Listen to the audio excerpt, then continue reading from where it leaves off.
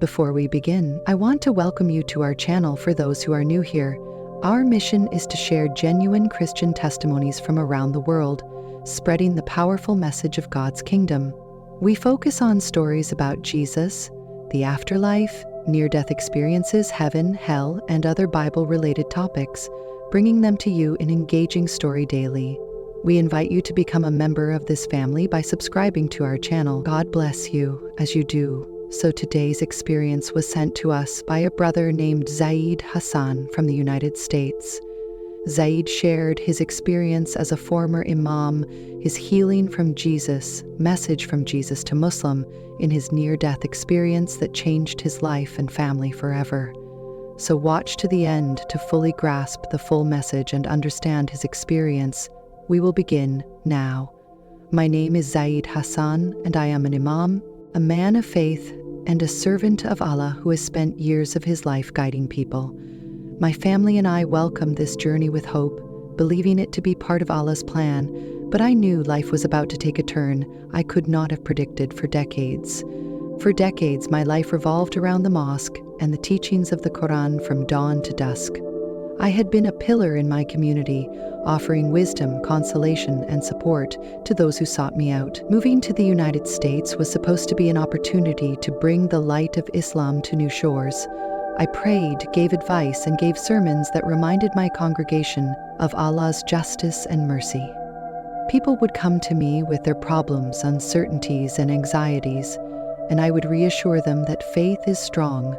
I felt that my faith was unwavering, or so I thought, and that I was ready for whatever test Allah had planned for me. However, it started the year I turned 69, and I began to have I initially thought my stomach pains were just indigestion, but when they got worse, my wife insisted that I see a doctor.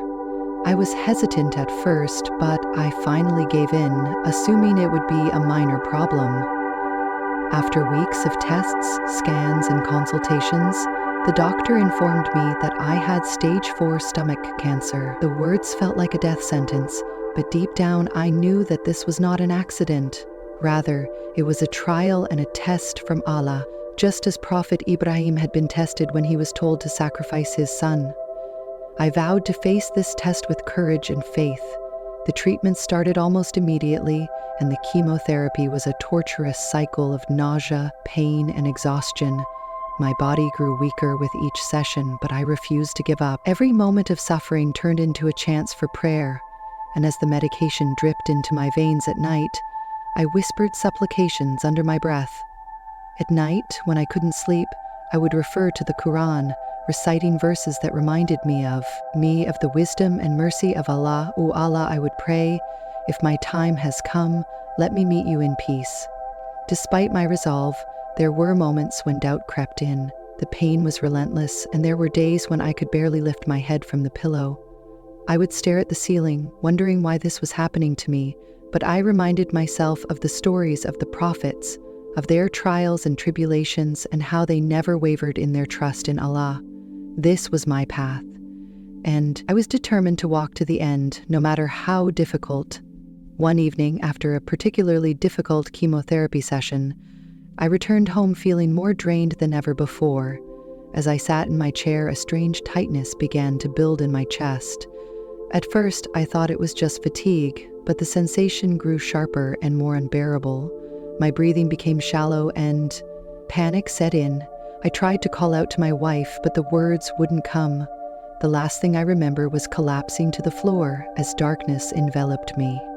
When I opened my eyes, I wasn't in my body anymore.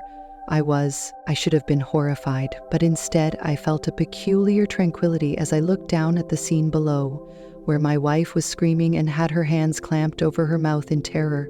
Paramedics had arrived and were conducting chest compressions on my lifeless body. After my heart stopped, I tried to speak to let them know that I was still here, but nothing came out. I was a silent observer, floating above the chaos. And then I noticed a faint light in the distance. It wasn't harsh or blinding, but it was warm and inviting, and I felt compelled to approach it as if it were calling. As I hovered over my lifeless body, the scene below started to fade, and for a brief moment, all of the pain, fear, and confusion vanished. However, this was just the beginning. What lay ahead would challenge everything I believed I knew about life, death, and the truth I had spent my entire life preaching. They worked frantically, their voices urgent, but their words sounded muffled, like if I were listening to them through water. My wife's sobs broke through the chaos, and I wanted desperately to reassure her that I was still here, watching everything unfold, but no matter how hard I tried, my voice didn't reach them. It felt like I was tethered to a different plane of existence, separate but painfully aware, and I felt more alive than I had ever felt before. I could see everything clearly, feel the energy in the room, and even sense the emotions radiating from the people around me. Despite the panic below, I felt a strange calmness. There was no fear or confusion, just a quiet acceptance of my state. If this was death, it wasn't what I had imagined. Then I noticed a light, but it wasn't coming from the room or the medical equipment. Rather, it was somewhere far away, and it seemed to beckoning. I experienced an intense need without any resistance to move closer. As I drifted toward it, the scene below began to blur and fade, replaced by a warmth that enveloped me like a soft embrace. As I drew nearer to the light, faint sounds began to echo in the distance. At first they were indistinct murmurs, but gradually they grew clearer. It was my mother's voice singing a lullaby she used to hum when I was a child. I hadn't heard that melody in decades as yet. It stirred something deep within me, a longing that I hadn't realized was still there. Then came my father's voice reciting a prayer before the evening at Han, just as he had every night when I was young. These sounds were not just memories, they felt alive, vibrant, as if they were happening right now. The light seemed to hold all the pieces of my past within it. As I moved closer, I saw flashes of my life, moments I'd forgotten, small fragments of joy and sorrow, my childhood home, the mosque where I first led a prayer, the faces of people I had counseled over the years. It was as if the entirety of my existence was being laid bare in the glow of that light. I had never felt such completeness and harmony before, but something changed. The warmth started to fade and was replaced by a chill that crept into the air, and the light that had been steady and inviting flickered and dimmed. I thought that this was the presence of Allah, because I felt no fear and only an immense peace. I tried to concentrate, to hold on to the peace I had felt moments ago, but it was slipping away. The surroundings started to change. The bright glow was gone, replaced by a dim gray haze. The ground beneath me was no longer soft and warm, but now it was cold and unyielding. I looked around and saw trees, but they weren't the lush green trees of paradise. Instead, they were withered and blackened, their branches twisted and lifeless. The air was heavy with the scent of decay, and every breath felt like a struggle. And then came the sounds, which began as faint moans in the distance, almost imperceptible at first. But as they became louder, the sounds of men, women, and even children screaming in agony filled the air. The sounds weren't just audible, they seemed to penetrate into my very being, leaving me with a profound, agonizing despair. I tried to turn away to ignore the sounds, but I was unable to do so. Then, in the middle of the commotion, I heard a voice that stopped me cold. A woman's cry was heard. Raw and desperate, it had a hauntingly familiar quality, and as I realized why my heart sank, I recognized my mother's voice. She wasn't singing in a lobby anymore. Instead, she was yelling for help. I whispered, but nothing came out of my mouth. This couldn't be the darkness. It wasn't simply the lack of light. There was a presence, an emptiness that felt alive, enveloping me, and it got thicker and more oppressive. I felt like I couldn't breathe as it smothered me, pressing down on my chest. I wanted to scream and run, but there was nowhere to go in this darkness. A deep, rich voice spoke, but it wasn't the whispers. It was evident and authoritative, resonating deep within me. Zayd stated that everything would now be made public. The voice sent chills down my spine. It wasn't angry, but it had a weight and a power that made me feel small and unimportant. I didn't know what it meant, but I knew that whatever happened next would change everything.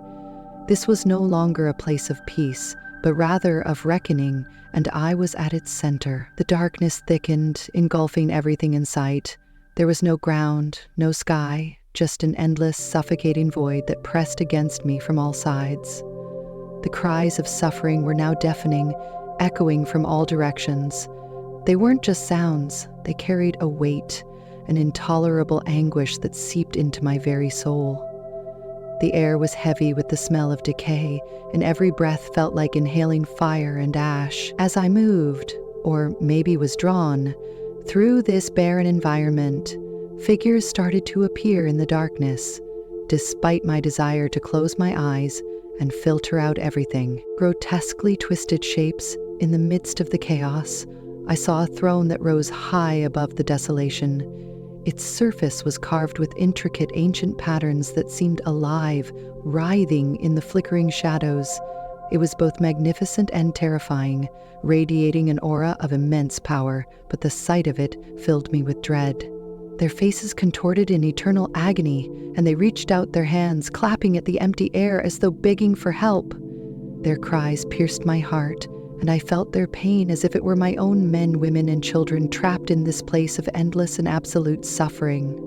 A figure was sitting on the throne, their head dropped low, hiding their face, and they were bound in heavy chains. The shackles on their wrists and ankles were unbelievably large, and their weight was pulling the figure downward. Their posture was one of complete defeat, and I was unable to turn away, even as horror took hold of me. Who was this heart, and why were they present? My breath seized in my throat as the figures slowly raised their head. His face was recognizable as that of Prophet Yusuf, whom I had mentioned innumerable times in my sermons. The man whose tale of hardship and mercy had motivated generations, but here he was. His eyes were filled with grief and remorse, and he was chained and dejected. "No," I said, my voice barely heard in this area. "This can't be. It's not possible." I felt an enormous flood of pain when Prophet Yusuf's eyes met mine. It wasn't just his anguish, it was also my own, multiplied and reflected back at me. I wanted to shout and demand answers, but my body wouldn't cooperate, so I just stood there when his lips twitched but no sound came out. I was paralyzed by the enormity of what I was witnessing. This must be an error. He is a prophet and a chosen one. So why is he in this place of torment? These were the questions that raced through my head, each one more agonizing than the last, because I thought he didn't belong here. Thought that had the same deep, resonant voice that had spoken out to me before. Zayd spoke again after I was unable to perceive the truth. It said, "Do you see now? Do you understand no?" I eventually broke free by shouting back my voice. The voice didn't respond, but the darkness surrounding me started to change, and I'm not sure why he's here or why I'm here. I saw scenes from my own life where I had preached about faith and salvation and had reassured others with words of hope, but then the scenes changed. I saw moments I had forgotten, when doubt had entered my heart and I had questioned the very things I taught others. These doubts, though brief, now stood before me as undeniable truths. "Why is this happening?" I asked, my voice shaking. "I served you. I dedicated my life to you. Why am I being shown this?" "You've always looked for the truth, Zayda." But the voice spoke again, this time weaker but no less strong. "Have you actually located it? Do you really know me?" Naturally, I knew Allah since I had dedicated my entire life to him. But as the voice replayed in my head, I realized that I had never really questioned myself. Who is Allah? And what does it mean to truly know him? My deep-seated doubts started to come to the surface, and I felt as though my foundation was collapsing. Desperate for answers, I turned back to Prophet Yusuf, but his unwavering gaze was filled with a sorrow that mirrored mine. Tears streamed down my face as I fell to my knees, feeling as though everything was pressing down on me. I cried out to him, "Why won't you tell me what this means?" There was only quiet in answer, the overwhelming darkness and silence that enveloped me. In a world where even the prophets seemed to suffer, I felt lonely and abandoned as I knelt there, my once unwavering faith suddenly feeling shaky and unsure. Everything I had believed and everything I had preached was being put into doubt. Perplexed, one last time the voice spoke. As I knelt in the suffocating darkness, broken and devoured by bewilderment, I realized that nothing would ever be the same again. Zayd, the fact is that before you have the guts to confront it, I didn't know what the voice meant or what I was supposed to do. I had spent my entire life preaching about Allah, helping others understand His mercy, justice, and omnipotence. But here in this strange place, that question felt different, heavier, sharper, as if it pierced through everything I thought I knew. My lips moved to answer, but no words came out. The voice returned, deeper and more resonant than before. It seemed to come from everywhere and nowhere, reverberating in the very core of my being. Who is God? The question struck me like a blow. The words echoed endlessly in the void. Naturally, I knew Allah. I had prayed to Him, repeated His words from the Quran, and devoted my entire life to serving Him. However, in this emptiness, my convictions felt flimsy and unclear, and the question resurfaced. I held my chest, the weight of those words crushing. This time, they were louder and more emphatic about who God was. Before I could even try to respond, the blackness surrounding me changed, taking the form of swirling shapes that started to gain clarity and turn into scenes. The first image, which was grand and imposing with walls carved with weird shapes, was almost tangible. People were gathered there, bowing before idols, their faces filled with adoration. I knew right away that this was pre-Islamic Arabia, the period of ignorance. Jala prior to the Prophet's revelations, a circle of hideous, lifeless idols stood, each revered as if they were endowed with divine power. I was familiar with these individuals from the history I frequently discussed in my sermons. The Arabs' false gods, Alat, Al-Uzza, and Menat. But then the voice spoke once more, piercing the landscape to ask, "Where is Allah in this place?" My heart raced when I realized that Zayd was not one of these gods that they prayed to alongside them.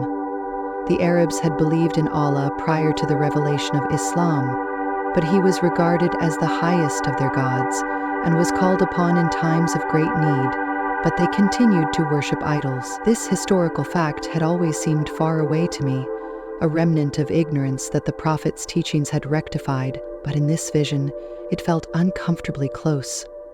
The scene changed once more, and I saw a different land and people. It was Canaan, and the people were gathered around a huge idol that was offering sacrifices, and their chants filling the air. I instantly recognized the idol as Be, the ancient god of fertility and storms, but something about this vision was different. As I looked closer, I noticed an inscription carved into the base of the idol that read, El. I shook when I whispered that name, knowing it to be the ancient Semitic word for, in Hebrew, God used. The revelation hit me like a lightning bolt in both Hebrew and Arabic. Had the name of the one true God been entwined with the ideas of those who worshipped other gods? Were they anyway related? El Baal Allah? I wanted to deny it in order to fight back against the doubts that were racing through my head, but the scenes kept coming, each one more disturbing than the last. I saw the Kaaba as it had been before Islam, surrounded by idols, and I saw people praying to Allah and offering incense to their other gods. Then I saw the Quran itself, its pages turning quickly as if invisible hands were flipping through them, and the verses I knew so well seemed to glow, their words sharp and clear. The voice spoke again, piercing my thoughts. "You have never asked, Zayd. Have you ever wondered who Allah is and what does knowledge mean?" Actually, as I gripped, tears fell down my cheeks. My head stopped. My lungs burned and my body ached as I gasped for air. My eyes opened and I found myself staring at the ceiling of a hospital room as the sounds of the outside world rushed back, including machines beeping, muffled voices, and the hum of fluorescent lights. I cried, "Please stop, I can't take this any longer." But the voice would not stop. It became louder and more insistent, repeatedly asking, "Who is God? What do you truly know?" Then the visions ended, and the darkness was replaced by a blinding light. When I returned, I felt weak and vulnerable, as if I were wearing it for the first time, and a nurse's face materialized over me. "We almost lost you," she remarked in a calm but forceful voice. Her words hardly registered because I was too distracted by her, the room, and the busy medical team to pay attention. My thoughts were still there, hearing that voice asking, "Who is God?" The question kept coming back to me, refusing to leave. Came back to life, but I was different. The doubts that had been sown in that otherworldly place were still there, eating away at the edges of my faith. Everything I had assumed to be true was now in doubt, including my beliefs, teachings, and prayers. Were they sufficient, or had I overlooked something essential? As the nurse changed my IV and said comforting words, I threw back my head in tears. When I came back to life, everything felt different. My body was weak and my lungs fought with every breath. But the true struggle wasn't physical. It was within me. Welling in my eyes, I didn't know the answers, but one thing was clear. I couldn't ignore the question any longer. The truth, whatever it was, wouldn't let me rest. Who is God? Was the question that tormented me in that faraway place. The visions I had witnessed were vivid and unforgettable. They weren't just dreams. They were etched in my spirit, leaving me to struggle with a fearful doubt. I made an effort to resume my usual regimen, reading the Quran, saying prayers, and going over the activities of everyday life, but nothing felt the same. Each verse and word seemed to compel me to think more deeply, as if asking, "Do you really understand?" I steered clear of my family's inquiries about what had transpired during my near-death experience and how I could explain the darkness. The voice that rocked my foundation, the throne, I couldn't even explain it to myself, but one morning after a restless night, I found myself sitting in the hospital chapel. It was a small, peaceful area for people of all faiths, with simple wooden pews and a cross hanging on the wall. As I sat there, staring at the cross, a man wearing a white clerical collar and holding a small Bible came in. He introduced himself as Father James, and, in a calm and inviting voice, he said, "You seem troubled." At first, I was hesitant to talk about my struggles, but something about his presence made me feel at ease, and before I knew it, the words began to flow. I told him about my illness, my visions, and the questions that now he surprised me by listening to me without interrupting or passing judgment. When I was done, he said quietly, "You've been shown something profound. It's normal for people who are near death to question their long-held beliefs. The important thing is to find the truth, no matter how challenging it may be." Father James offered to meet with me on a regular basis to discuss my questions and work through them. I was hesitant at first, but as our conversations progressed, I started to see things in a new light. Father James introduced me to Jesus' teachings, including the concept of grace and forgiveness, which went beyond what I had previously understood. He read passages from the Bible, and one in particular really struck me. "I am the way, the truth, and the life. No one comes to the Father except through me." His words struck a chord with me for so long. Those words broke my heart. Were they the solution I had been looking for during this period of my dreams? Every night I saw the throne once more, but this time the prophet was no longer chained. Instead, he stood tall, his face showing quiet strength instead of grief. His voice was clear, unwavering, and urgent as he repeated the same words, "Go find the truth." After weeks of prayer, introspection, and conversations with Father James, I made a decision that would forever alter my life. I asked to be baptized. It wasn't an easy one, as I knew it would alienate me from my family, my community, and the life I had built, but the peace in my heart told me it was the right one. The day of my baptism was unlike anything I had ever experienced, as the water was poured over my head, and I felt a profound sense of release, as though the chains that had bound me in my dreams and in my heart were finally broken. I felt free for the first time in my life, and the doubts, fear, and weight of my past all vanished with the water. Tears streamed down my face, but they were not tears of sorrow. They were tears of gratitude and joy. In the days that followed, something miraculous happened. The cancer that had ravaged my body began to disappear. My doctors were baffled, unable to explain the sudden reversal, but I knew who had healed me. Every morning I opened the Bible and fell to my knees in prayer. The words that came from my lips were different, Now they weren't cries of desperation, but prayers of thanks. My journey wasn't without loss. My family struggled to accept my transformation. My daughter in particular was angry and hurt. She accused me of abandoning my faith, of betraying my role as an imam. It was painful, but I knew that the path I had chosen was one of truth, and I prayed for her understanding. Over time, some relationships began to mend, though others remained strained. Even so, I was no longer afraid of being alone.